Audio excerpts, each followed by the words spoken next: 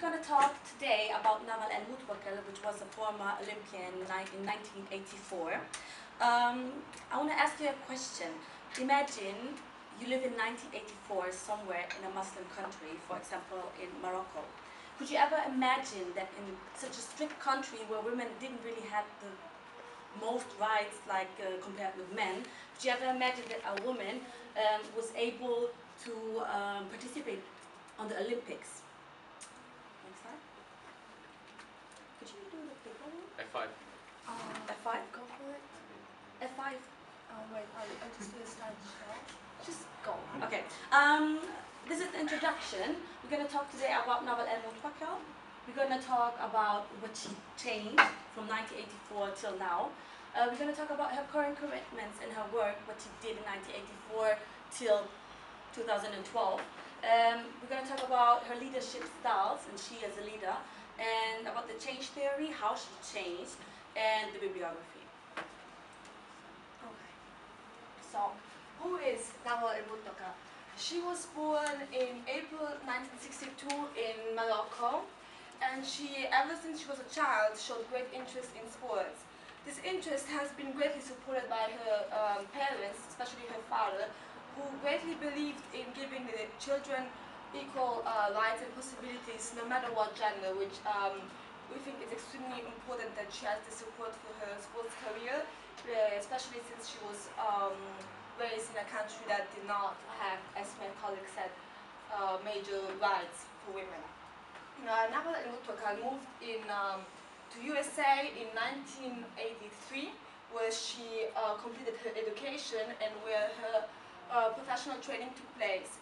Just 1 year after her training started, she competed in the Summer Olympic Games in Los Angeles in 1984 and won the first Olympic medal, gold medal, and that made her the first African and Muslim woman to ever have this kind of achievement. So what changed Naval El Mutwakel?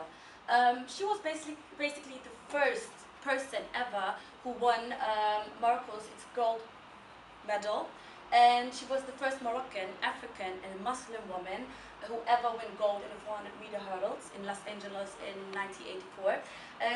She was the first female in Morocco in the Moroccan team, so she was competing, or she was in a team with only men. So this was the first thing that she has done as well, and she improved women's lifestyle worldwide. So not only the lifestyle in Morocco, but also in other Muslim countries, and she made other women believe that it's possible to do something, even though a lot of women haven't thought that they can do these things. She organized a lot of things. One of the most famous things that she organized, I would say, was the nation's first all-female race in Casablanca in 2007, which included about 27,000 women. So this is huge. So she moved, she did a lot of things, and she organized a lot of things and changed people's minds. Her Olympic gold medal proved a major breakthrough for sporting women and smashed stereotypes and proved human potential is limitless. Also, she changed the typical way of thinking in Muslim countries and made women believe in their talent, in their strength, what they can do, and also made or gave like men the reason to like change the way of thinking, that women are not really the typical housewives and everything, that women can do other things as well, for example, sports. So, what is Naval Mutwakel doing right now? She is obviously no longer competing in sports competition, but she is still greatly involved in the industry, and she is part of several organizations which are not just only sports related. She's also part of societies that are concerned with AIDS, tsunami release, peace and tolerance, and so she's a great character in societies in many ways, not just in a sport-related way. Other things that she has achieved lately has been being nominated as a vice president for the International Olympic Committee, and again, she was the first woman to achieve this kind of position. And also, another important position she's covering at the moment is being council member of the EAAF, which is the International Association of Athletics Federation.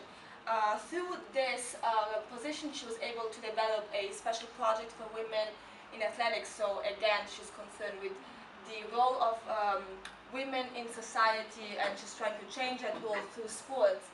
Another important project is the Career pour la Vie project, which is targeting women between in the teens, so 12 to 18 years old.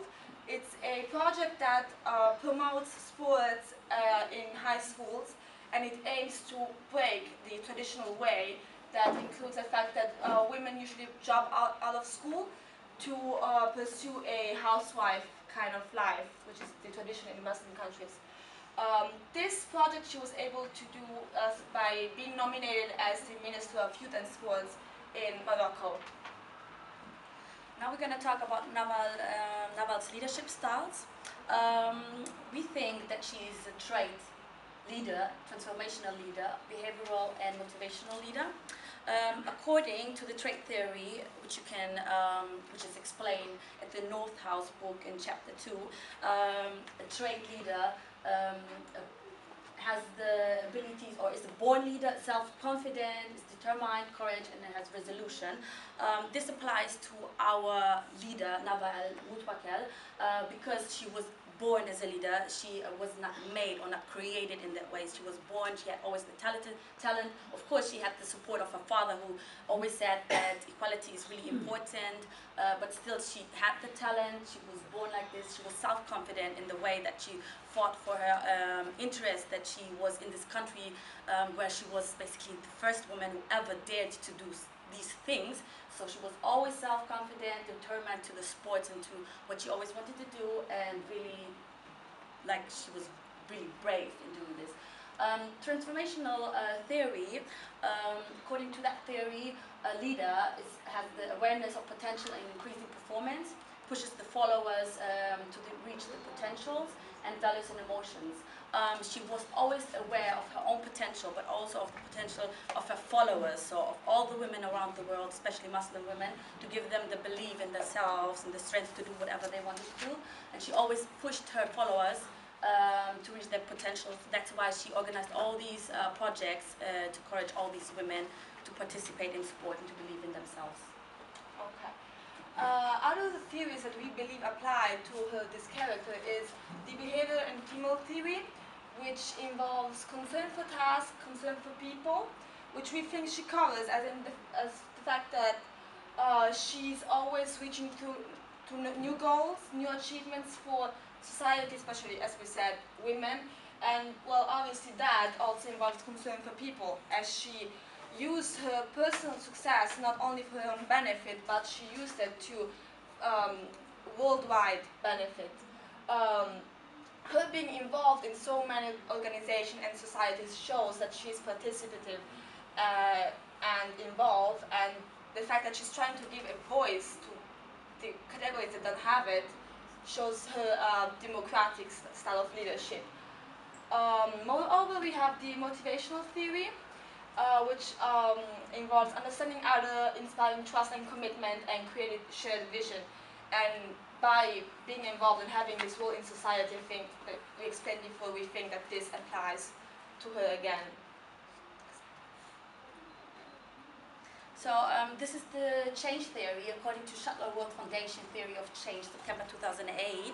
There are 3 goals basically to change something. It's first the vision, then the goal, and then the heart.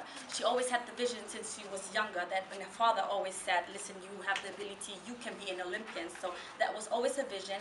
She went for her goal and practiced a lot, went to the sports schools, and she had the heart, the courage, the braveness to go for that, even though it was not typical for her in that country. And this is how she changed everything. She changed not only for herself, not only for her family, she changed for a whole country, for a nation, for all the women around the world. So she's basically really the perfect born example, born leader, and she changed something. She's innovative, so yeah. And now we do have a quick video that we want to show you about Naval El Moutwakel back in 1984.